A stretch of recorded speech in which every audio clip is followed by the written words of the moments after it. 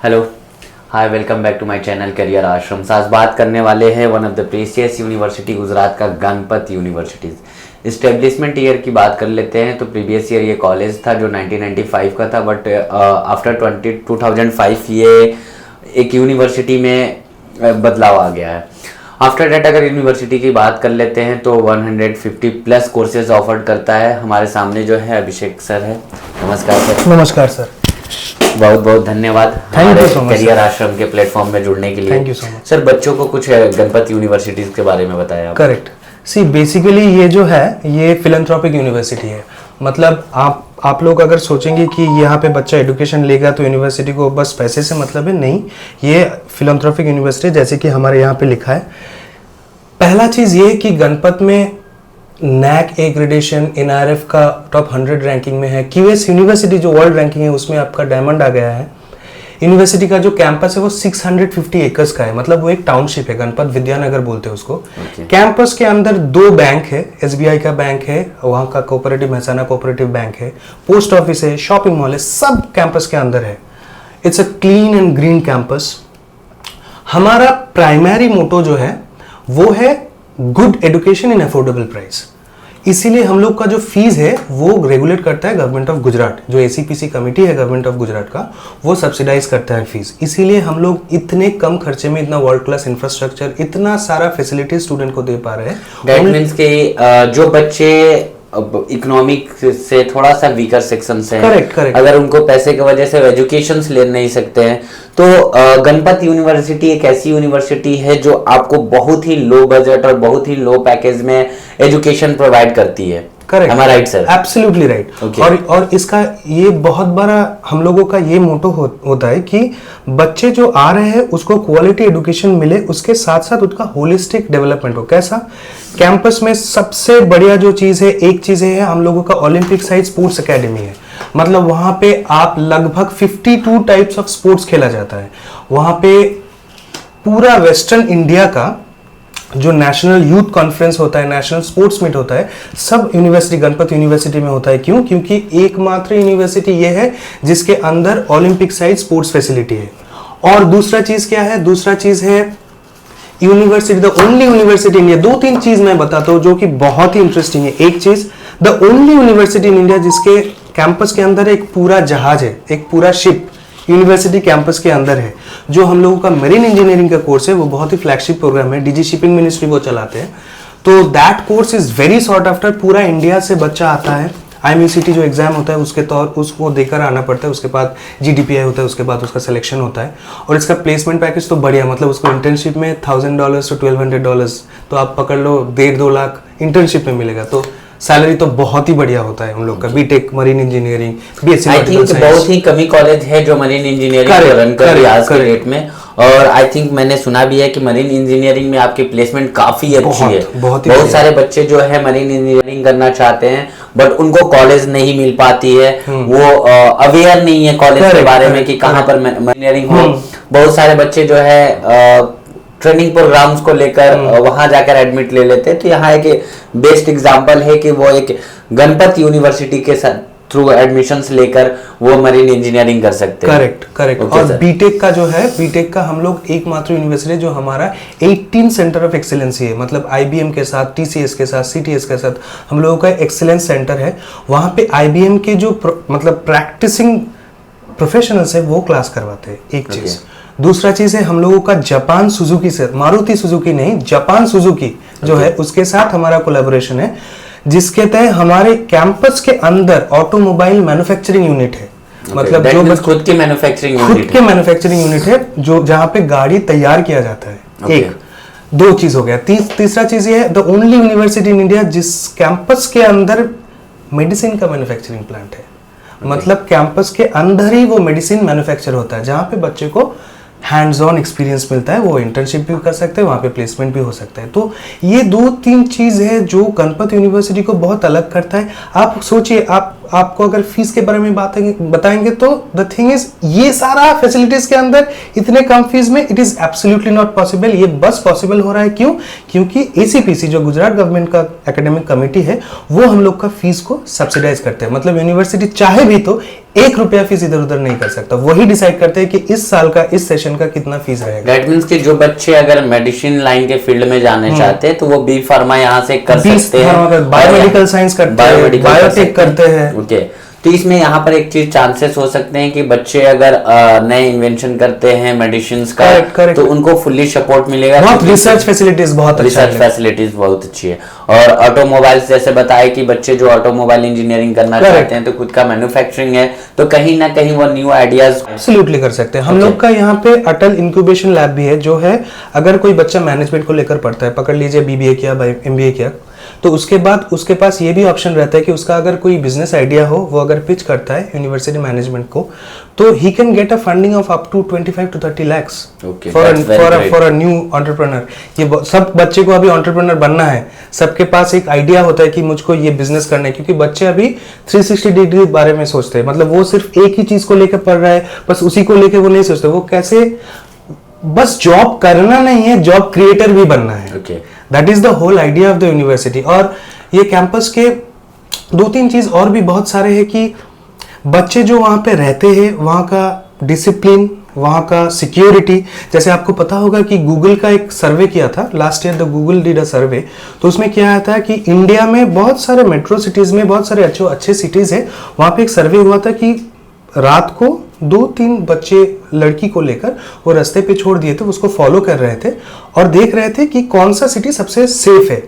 तो अहमदाबाद सबसे safest city निकला है कि बच्चे के लिए, लड़का हो लड़की हो, उसके लिए सेफ भी बहुत है। ओके, मतलब कि यहाँ पर जो बच्चे, जो गार्जियंस डरते हैं कि बच्चे हमारे अगर बाहर जाते हैं तो कुछ ना कुछ हो जाए हनहोनी, तो उससे बच्चे, गार्जियन भी सेफ रहेंगे, बच्चे भी सेफ रहेंगे, बहुत ही safe. Okay, apart from that क्या क्या कोर्सेज जो है ऑफर्ड करते हैं सर? हम लोगों के अब more or less around more than 150 courses है, starting from diploma, UG, PG and PhD.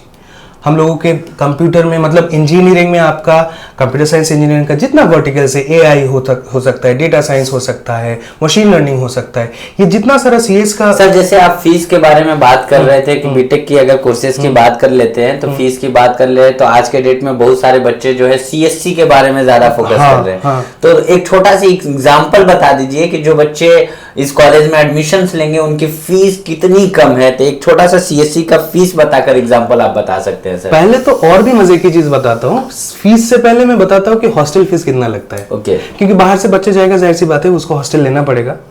तो हॉस्टल जो हमारा है 3 कैटेगरी का है, एक है नॉन एसी और एक है एसी और एक है जो कैंपस के बाहर है। ओके, अब कैंपस के अंदर जो एसी नॉन एसी हॉस्टल्स है, वो हॉस्टल में अगर पकड़ लो आप एसी हॉस्टल रहते हो तो AC hostel, if you choose AC hostel तो उसमें 2 शेयरिंग 3 शेयरिंग करके है। पूरा 2 BHK 3 BHK फ्लैट के तौर पे है, सब कैंपस के अंदर है।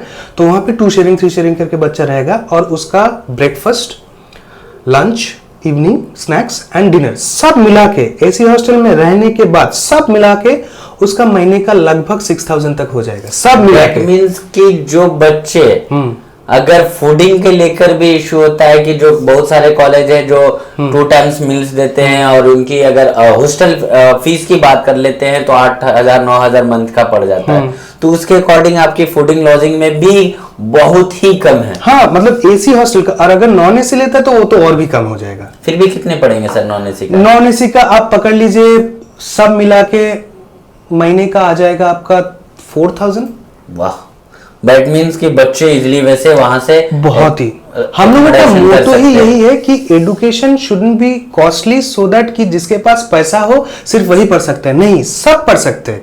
जिसके पास पैसा थोड़ा कम हो, वो अगर मेरिटोरियस बच्चे, उसको पढ़ना है, उसको कुछ बनना है, तो उसके लिए भी हम हैं। हम लोगों का मोटो ही है कि फिलैंथ्रोपिक यूनिवर्सिटी है हम, एक चीज। दूसरा चीज, इतने कम पैसे में बच्चे के अंदर ये आ सकते हैं कि सर इतना कम फीस है तो प्लेसमेंट मिलेगा ना सर, ये तो क्वेश्चन रहेगा कि सर इतना कम फीस है। मतलब अगर एमबीए का आप पकड़ लो, मैं एग्जांपल देता हूँ, एमबीए का कोर्स फीस है बस 2,25,000। जो आजकल के मतलब बीटेक की फीस बात कर रहे थे। बीटेक की फीस बच्चे सीएससी की तरफ ज्यादा फोकस कर रहे हैं। बीटेक के लिए हम लोग का फीस है 5,05,000 10,000 ऐसा कुछ। दैट मींस बहुत ही कम है। बहुत ही कम।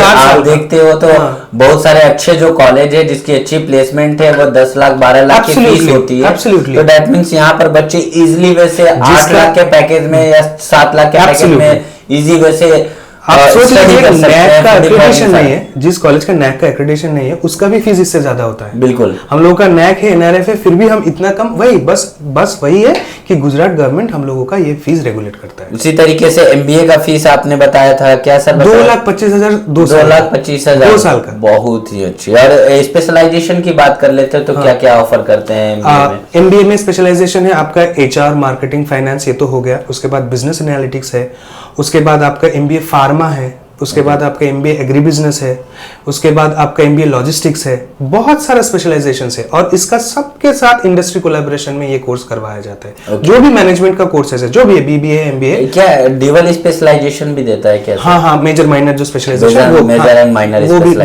भी अवेलेबल है। ओके। अब बहुत सारे बच्चे का डाउट्स होता है कि मेजर स्पेशलाइजेशन क्या होता है, माइनर स्पेशलाइजेशन क्या होता है, तो थोड़ा सा बच्चे को एडवाइस दे सकते हैं। मेजर माइनर एनईपी आने के बाद गवर्नमेंट हैज रेगुलेटेड दिस, मतलब उसका ये नियम लागू हुआ है कि आप पकड़ लो, आप फाइनेंस को लेकर मेजर कर रहे हो तो आप एचआर में या फिर मार्केटिंग में माइनर रख सकते हो, एक चीज। तो उसके आपका मतलब इसका फायदा क्या है? फायदा ये है कि पकड़ लो आप जब कैंपसिंग होता है, आप मार्केटिंग मेजर है आपका या फिर एचआर मेजर है, तो आप एचआर के लिए बैठे हो। आप ऐसा नहीं है कि एचआर में आपका सिलेक्शन नहीं हुआ तो आप बहुत पीछे रह जाओगे। No, because your minor is also there और आपने पेपर सबमिट किया आपके फाइनल से, जो आपका सेकंड ईयर में थर्ड सेमेस्टर और फोर्थ सेमेस्टर, सेकंड सेमेस्टर और थर्ड सेमेस्टर होता है, तो उसमें आपका स्पेशलाइजेशन ये भी रहता है। तो आप ये भी जो मार्केटिंग के लिए कंपनीज आते हैं उसमें भी आप बैठ सकते हो। तो ये हो गया क्योंकि तो गवर्नमेंट हैज सेड कि बच्चे हर तरीके से प्रिपेयर होना चाहिए कि उसको एम्प्लॉयबल बनाया जाए। This is only because of employability. क्योंकि सबसे पहला चीज ये है कि बच्चे अगर जो भी प्रोफेशनल कोर्सेज है ना सर, बीटेक कर लिया, मैनेजमेंट कर लिया, कुछ भी कर लिया, बायोटेक कर लिया, बायोमेडिकल साइंस कर लिया, ये सब प्रोफेशनल कोर्सेज है। तो बच्चे को कोर्स करने के बाद ऐसे सर्टिफिकेट तो घर में रखने के लिए नहीं है, उसको एम्प्लॉयबिलिटी चाहिए। तो हम लोगों को I can assure you with that and I'm taking full responsibility कि this is one of the most employable university in India। क्योंकि employability के लिए हम लोगों का कभी इशू ये नहीं हुआ है कि बच्चे को प्लेस नहीं कर पा रहे, बल्कि इस साल ही हुआ है। I am giving you real example कि हम लोगों के पास कंपनी आते हैं कि बोलते हैं हमको 15 स्टूडेंट्स चाहिए सिविल का, मैकेनिकल का, हम लोग बच्चे नहीं दे पाते। क्योंकि क्या होता है, जो बाहर से बच्चे जाते हैं, वहां पर गुजरात में वैसे भी नंबर ऑफ कंपनीज बहुत ज्यादा है। एग्जैक्टली, वो एक कारण है। और दूसरा चीज क्या है कि गुजरात के जो लोकल बच्चे, उसको प्लेसमेंट के लेकर उतना वो नहीं है, उतना they are very much insured कि उसको बिजनेस करना है।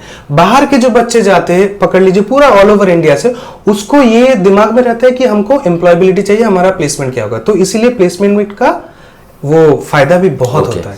अपार्ट फ्रॉम दैट और क्या क्या कोर्सेज अवेलेबल है सर? हम लोगों के पास इंजीनियरिंग के अलावा, इंजीनियरिंग में तो सब हो जाएगा आपका, मैकेनिकल, सिविल, जैसे सारे स्पेशलाइजेशन सब है, सब वर्टिकल्स में इंजीनियरिंग में है। मैनेजमेंट में बीबीए और एमबीए दोनों ही है, बीबीए का स्पेशलाइजेशन, एमबीए का स्पेशलाइजेशन। कंप्यूटर साइंस में आपका BSc cyber security, BCA, MCA, ये सब भी हो जाएगा।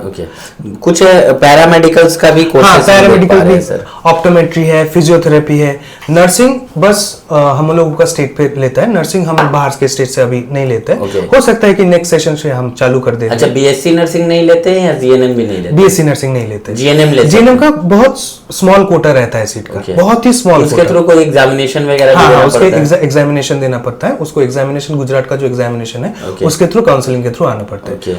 और एक कोर्स है जो मैं अभी तक नहीं बताया, जिसको लेकर बहुत ही डिमांड है हम लोगों की यूनिवर्सिटी का, जो है बैचलर ऑफ फार्मेसी। क्योंकि क्या है सर, फार्मेसी का आपको तो पहले ही बता दिया कि फार्मेसी का खुद का मैन्युफैक्चरिंग प्लांट है यूनिवर्सिटी के अंदर। ये तो बहुत ही अलग है, मतलब किसी यूनिवर्सिटी के अभी तक तो नहीं है। एक दूसरा चीज, गुजरात में इटसेल्फ 28,000 फार्मास्यूटिकल प्लांट्स है सिर्फ गुजरात में। तो फार्मेसी लेको जो बच्चे बी फार्म लेके पढ़ना चाहते हैं, तो उसके लिए employability is a great opportunity if you are studying in Ganpati university. तो ये सारे सब कोर्सेस है जो, और एक चीज कोर्स है जो बहुत ही बढ़िया बैकअप कोर्स रहते हैं, जो जितने सारे बच्चे मेडिकल के लिए प्रिपेयर कर रहे हैं उसको बस यही बोलना चाहते कि उसका बैकअप ऑप्शन, सबको एक बैकअप ऑप्शन रहना चाहते, मतलब रखना चाहिए। तो इसके लिए बायोमेडिकल का जो हमारा कोर्स है, BSc biomedical and BTech biomedical, these are very good backup plans for NEET aspirants as well. क्योंकि बायोमेडिकल इंजीनियरिंग आप अगर करते हो तो you will be primarily related with all the biomedical factor, मतलब मेडिकल सेक्टर में ही हो आप एज ए इंजीनियर के तौर पे हो। ओके। तो बायोमेडिकल भी बहुत अच्छा। सर प्लेसमेंट की बात कर लेते तो हाईएस्ट प्लेसमेंट क्या रहा है? सर लास्ट ईयर हम लोगों का highest placement it was around 33 lakh. 33 lakh. That means कि अगर आप 4 लाख 5 लाख इन्वेस्ट करके 33 लाख लेके आ रहे हो, दैट मीन्स आरओआई काफी अच्छी। बहुत यही क्योंकि गुजरात में ना आरओआई को लेके बहुत लोग, मतलब they are very focused about that कि अगर हमको स्टूडेंट 2 रुपीज दे रहा है तो वो 2 रुपए के बदले हम क्या सर्विस उसको दे रहे हैं। तो इसी के तौर पे आप अगर बीटेक का पकड़ लेते हैं तो बीटेक सीएससी का लगभग कोर्स फी आ जाता है आपका 5 लाख में।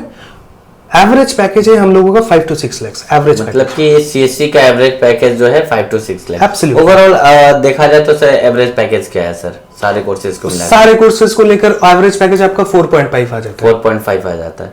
दैट मींस कि जो बच्चे अगर इन्वेस्ट कर रहे हैं अपनी मनी, वो अपने आरओआई के साथ डबल आरओआई मिल जाएगा उसको। Double ROI. आप मैनेजमेंट के कोर्सेज देख लो, बहुत सारे कम फीस है। ओके। आप पकड़ लो कोई एमबीए कर रहा है 2,25,000 में, उसको अगर 5 लाख का नौकरी मिल जाता है तो उसका तो डबल हो जाएगा। बिल्कुल बिल्कुल सर।